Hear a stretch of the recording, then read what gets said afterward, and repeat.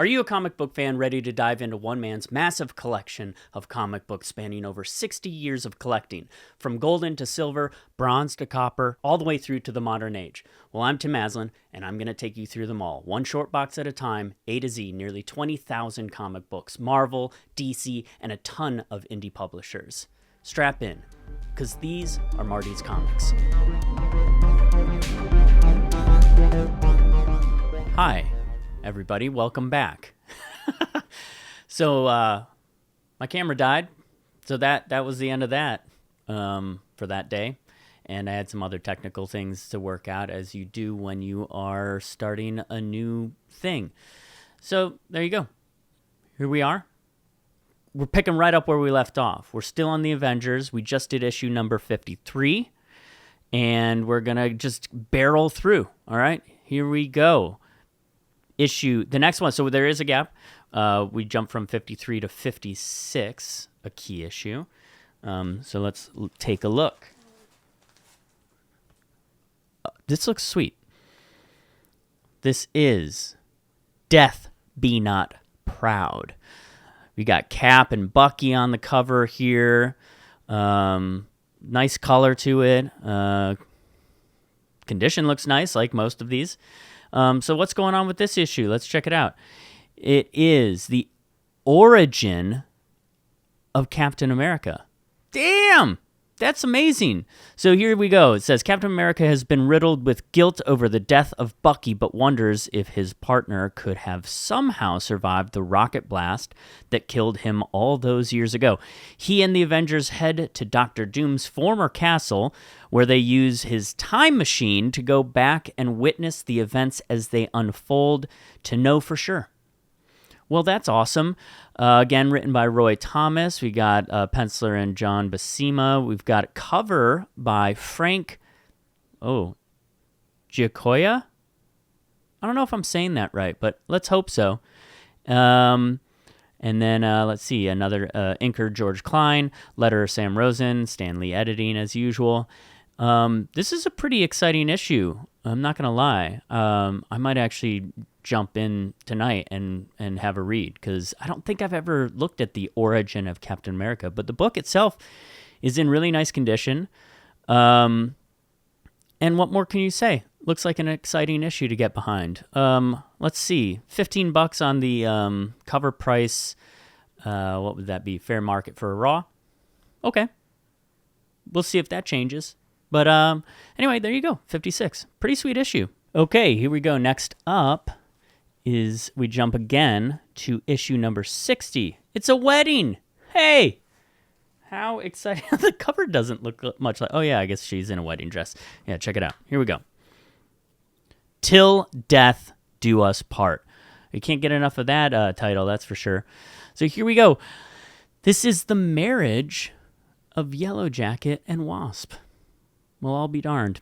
So Janet is going to marry Yellow Jacket despite his insistences that he killed Hank Pym. Wow. The other Avengers honor her wishes, but not without wondering how misplaced her trust is. Meanwhile, the Circus of Crime sees this as a golden opportunity to get their revenge on Thor for defeating their latest scheme. Yeah, they're like, hey, everybody's going to be around for a wedding.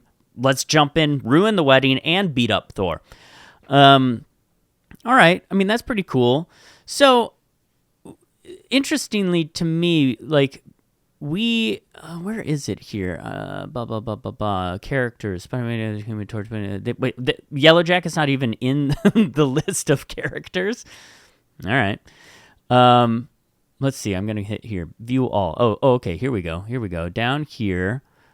He's got to be in here somewhere. Yeah. Okay, so Yellow Jacket is Hank Pym. I'm a little confused. Maybe I should brush up on this description here. Despite his insistences that he killed Hank Pym. I don't know. Maybe I should do some research. But I'm not going to. So that's a pretty nice issue. It's a nice white cover here for the most part. We got Janet in a wedding dress and Yellow Jacket being mad, which seems like pretty much his MO a lot of the time. But anyway, cool issue. Let's move on. Next up, we've got issue number 61. It's a debut. But maybe not a debut of something that's super exciting. And it's just the debut of the Quinjet. Pretty iconic, not going to lie. I don't know if they make a big deal out of it in this issue, but let's see what's going on in this one. Number 61, continuing a story begun in Doctor Strange Volume 1, number 178, which I don't think we have. We find Doctor Strange and the Black Knight in need of assistance. The Crystal of Conquest has fallen into the wrong hands and ushered forth a curse on the world. Wow. If the crystal isn't recovered soon, Surtur, and Ymir will destroy the world. I'm sorry, can't say that word or name. My bad. But good looking cover. We got Black Panther on the cover, Hawkeye, Black Knight, Doctor Strange. That's a cool looking Doctor Strange. Vision. Yeah, that's a nice one. Not much more to say about it. Says it's worth $12 raw. Yeah, I mean, if you're like really into the Quinjet, maybe you want to pick this one up. Who knows? After that, I mean, dude, this is a little bit wild to me. So this whole section here, I'll scroll up. All of these are keys. They're minor keys. I mean, there's a major coming up, but man, there's like one issue in this run of whatever that is, 15 or something like that, that's not a key issue. So just goes to show you this collection is wild. Let's go to 62. 62. We're going to just cruise through these. Oh! Avengers 62, first appearance of M'Baku, the man-ape. Interestingly enough, fun side note here. Winston Duke, who played M'Baku, and I went to the same high school in Rochester, New York, which is crazy. I mean, he's way younger than me. But, like, there's a bunch of people, like, really weird. Like, this tiny little whatever town called Brighton in Rochester, New York, has produced a bunch of now famous people. I'm not one of them, but, hey, who knows? One day, maybe, right? Like, not that she grew up there, but Kristen Wiig went to our high school at one point. Jenna Marbles went there. This magician who I knew who like, consulted on like all the magic in movies, like if it's like actual like magicians doing magic. I don't mean real magic. Well, it is real, but I mean like the movie Now You See Me, that kind of magic. Anything that's like what a magician in our real world will do. The guy I sang with very briefly in a group, David Kwong, also went there. It's crazy. So, a bunch of weird people. Also, I think Shirley Jackson at one point lived in our town way back when. Who knows? Anyway, weird. It's a random place. Rochester, New York is like northwestern New York State. It's between Syracuse and Buffalo. It's like, seems weird to me that a bunch of people sprung out of there, but they did. Also, Abby Wambach, the soccer player, she was like a year or so younger than me. We played soccer against her there. Crazy as kids. Anyway, little fun tangent, I guess. Maybe not. For you, maybe not, but for me, it was really exciting to go back down that path of people who succeeded. Okay, so anyway, here we go. Avengers 62. Let's see what's happening in this one. The Avengers return from their battle with Asgardian gods, only to stop in Wakanda, as you do, to rest and heal. They are soon drugged and captured by M'Baku, second in command to T'Challa and the newly empowered man-ape. All right. Well, that's interesting. I mean, didn't we just see the issue where Black Panther becomes part of the Avengers, like pretty recently. So they're all just getting to know each other. I'm sure it works out fine.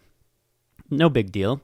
The title of this issue is The Monarch and the Man-Ape. So, cool. There you go. M'Baku, right there. Winston Duke. Next issue, we are going to 63. Oh. So here we are. Now, 63 is important because this is the first appearance of Goliath, but Clint Barton. Goliath. Which I vaguely remember reading at some point, that version of him. I don't know how long that lasted, but, he's got to take it on sometime.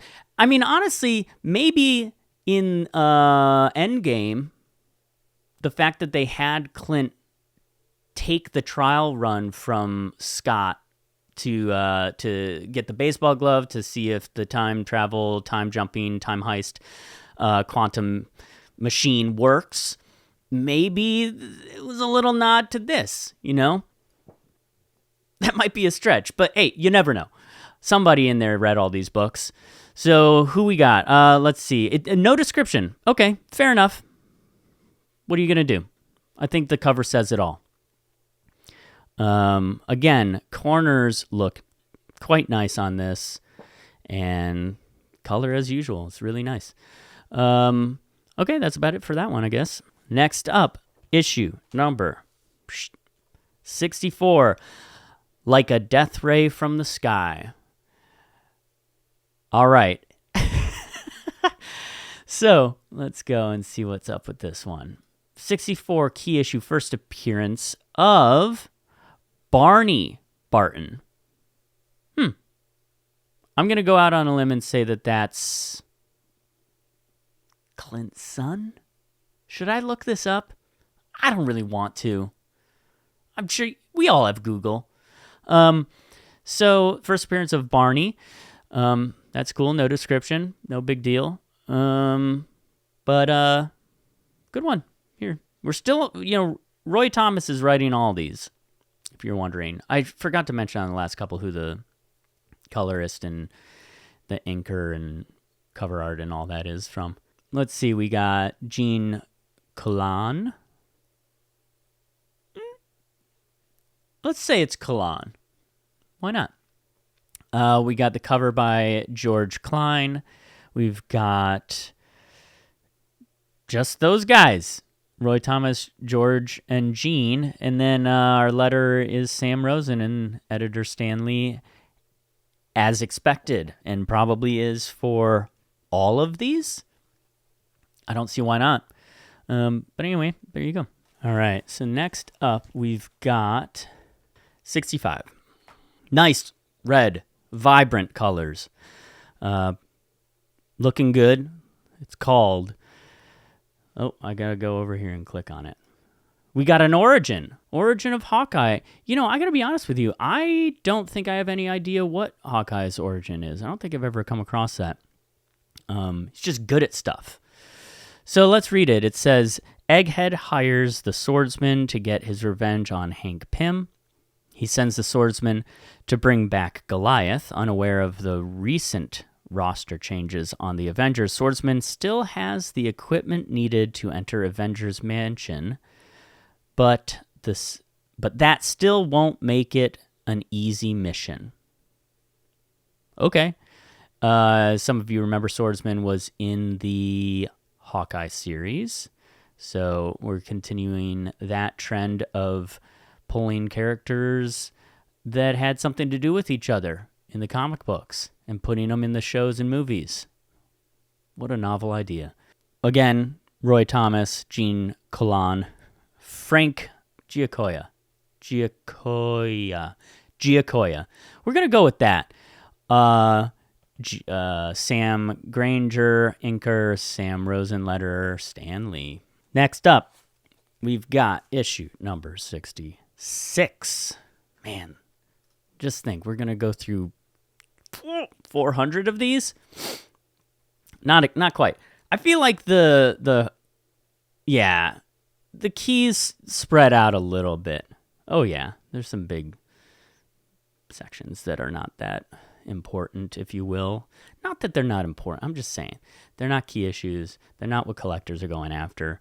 The cool thing is obviously that if you are interested in buying this stuff to read or just to have, you would be buying almost a full run from like issue 23 to like, oh God, maybe, oh wow.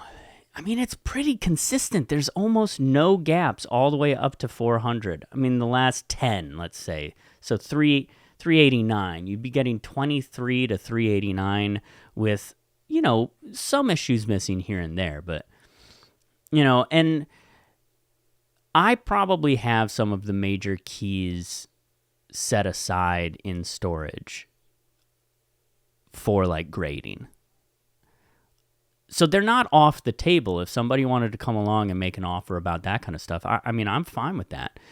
For example, I know like, the first appearance of Vision is not in this particular collection, but I do have it. So stuff like that I think is on the table. I mean, it is on the table, but I definitely want to get those graded because they're really cool books and they're major keys, and like, why wouldn't you want to grade them? Unless it just doesn't make sense to, which I'm sort of finding out that there are certain ones that like, especially if the condition isn't great. Like if the condition is down at like a 5 or a 6 or lower, you kind of look at like what the value would be raw at that grade versus what would be slabbed at that grade. And like, if the difference isn't that much, like why spend the money on getting it graded? Like, I just think that that's silly. Let somebody else have it, read it, whatever they want to do with it. If they want to slab it, go for it. Like, be my guest. But I don't know. Not to say that first appearance of Vision is one of those. I'm just saying that's the stuff that I've been kind of having to contemplate while I've gone through this collection. So anyway, back to 66. Let's see.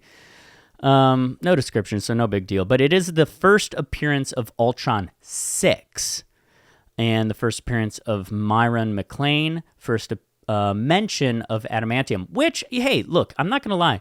Maybe that is worth something to somebody now that Adamantium is entering into the MCU, as we know in Captain America. What is it called now? Brave New World, I think. And it was New World Order before, but anyway, I think it's Brave New World now.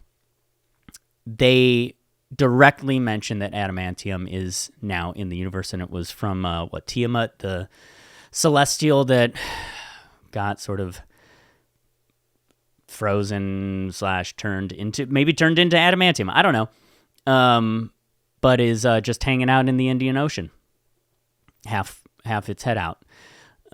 So pretty cool that this is the first time that Adamantium is mentioned in comic books and is obviously become a pretty important item in the lore of comic books and the movies and such. I mean, do I need to even say that that's what Wolverine's claws are made out of and stuff like that? And in the comic books, I don't remember, is Cap's shield made of vibranium and adamantium? I feel like that's what I read once. Anyway, cool issue. No description, but from the cover you could see we got. I'm assuming that's Clint as Goliath, still Goliathing, and man, he looks pissed.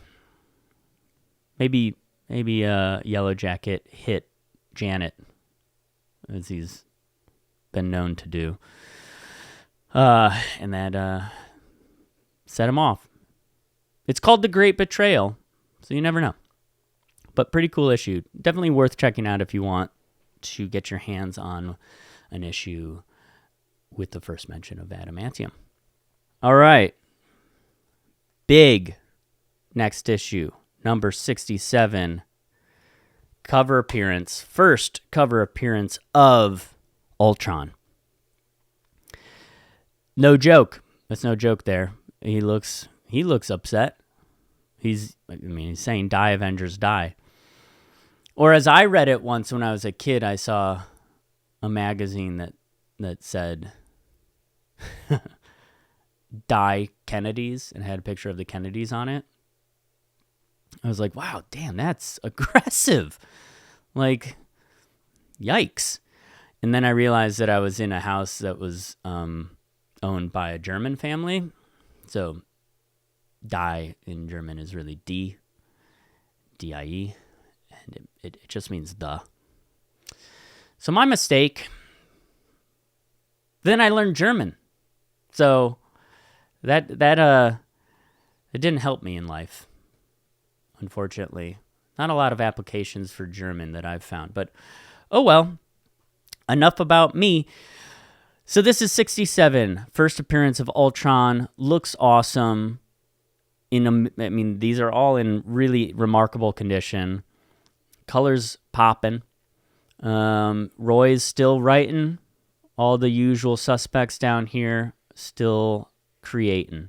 I don't know if we're going to revisit Ultron at all. I do wonder, actually, though, with Tony Stark / Doom, whatever's going to go on with that, with RDJ playing Doom, we're probably going to get some version of Doom bots. I don't know. We'll see. I don't want to speculate too much about what they're going to do. It could be all sorts of stuff. There's enough of that online right now.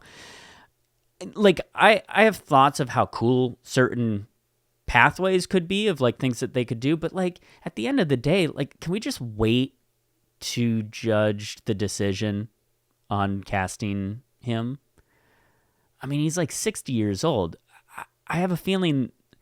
All right, so now I'm getting into it. I have a feeling they're going to do 2 movies with him, with RDJ Doom, and that's going to end with him dying in Secret Wars, reset the entire MCU, carry over a handful of characters, obviously newer ones like the Fantastic Four, and reset the whole thing.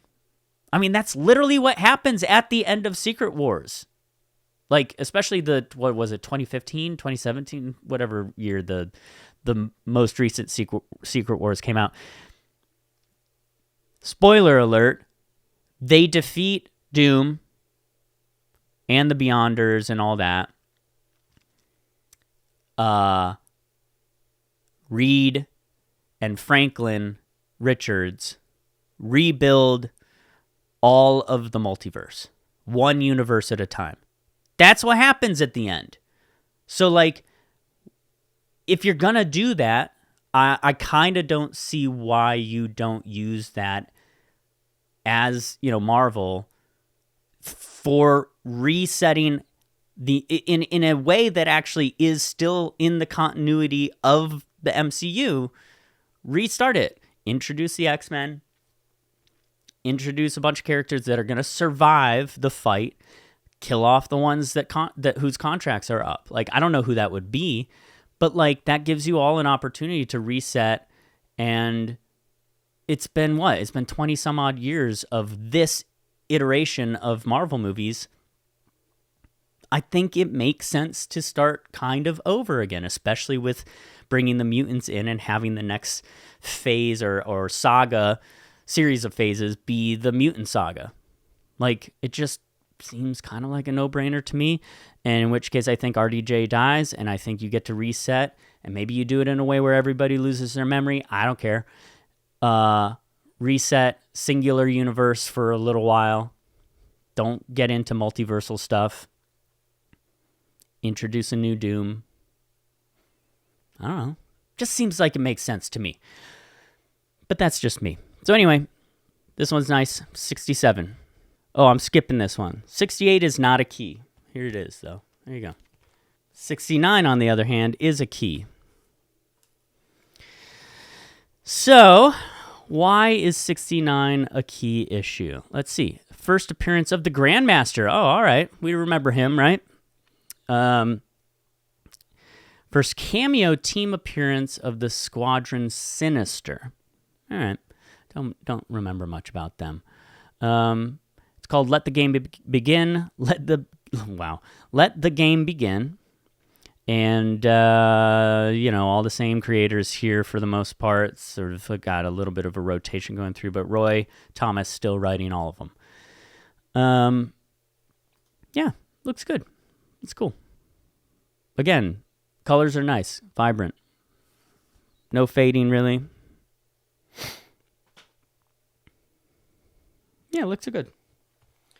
Looks good. Moving on to number 70. Nice, bright, white background here. I will say, I love this. So they've dropped the Mighty here.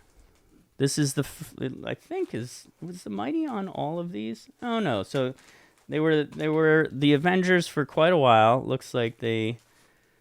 Avengers. And then we got to issue 62, and they started having the Mighty on there, as you can see right here. And now we're back to just the Avengers. I don't know why, but you got to mix it up every once in a while. So anyway, what's special about this issue? Let's check it out. So, issue number 70, origin and first full team appearance of the Squadron Sinister. Hang on, let's go back. What was the last one? It was first cameo team appearance of the Squadron Sinister. This is the first full team appearance of them. No description, so no big deal, but this is called When Strikes the Squadron Sinister. So I think you can get the gist. It's about the Squadron Sinister. They're going to fight the Avengers. Antics ensue. I know nothing about the Squadron Sinister. I think we have some books. Did they ever have their own title? Hang on, I'm going to do a little quick recon. I'm looking over here off screen. S. Where is S? Is this in alphabetical order? Ooh, boy. It's not. Well, that's going to make it hard. Forget I said that. I'm not going to look it up. I tried. That's as much effort as I'm going to put into looking for a thing. I don't want to mess up my whole setup. It's kind of a pain. So anyway, that's issue 70. I know you Squadron Sinister, stands out there are chomping at the bit for this one, and you're mad at me because I know nothing about that group. I mean, that dude has an orange nose. He's like a bird guy. Yeah, anyway. Any of you ever watch GMM? Good Mythical Morning? Like when Rhett says this would be a lot easier with a beak, and then Link starts beatboxing because he thought he said beat. Mm-hmm. Mm. If I had a beak, this would be easier. A beak. Classic moment. So here we go. All right, this is our first major key. It's issue 71. It is a major key because it's the first team appearance of the Invaders. That's and then also the Black Knight joins the Avengers. That's exciting. Kind of curious if they're going to bring Kit Harington back as the Black Knight at all. It's not looking great, though, which is kind of a bummer. But here we go. So that's it. That's all the information I have. Although, as a raw book, it's saying it's worth about $48. This might be in better condition than some of the raw books out there. Not a whole... Let's see. I'm going to take it out of here for a second. We got a little nick on the bottom corner here. Little one on the top. Yeah, so the corners are just ever so slightly rounded. And a little bit of foxing on the ink here. So I'll put it back. I'll show you. So right along here, you've got a little foxing. Oh well, so I don't know what that knocks it down to. Maybe like... I mean, what do I know? I'm going to guess. 8. It's an 8. I have no clue. I will at some point get a better clue. But there you go. First major key. That's cool. Very exciting. Take a final gander at the final battle. you got Johnny Storm in there. Unless that's him, right? Not the original Human Torch, Namor. Oh, maybe it is the original Human Torch. I don't remember. We'll get to the Invaders at some point, because I know we have some of those. So hang in there. Let's move on. And move on we will, but not until next time. Thanks for hanging out. We'll see you then. All right. Bye.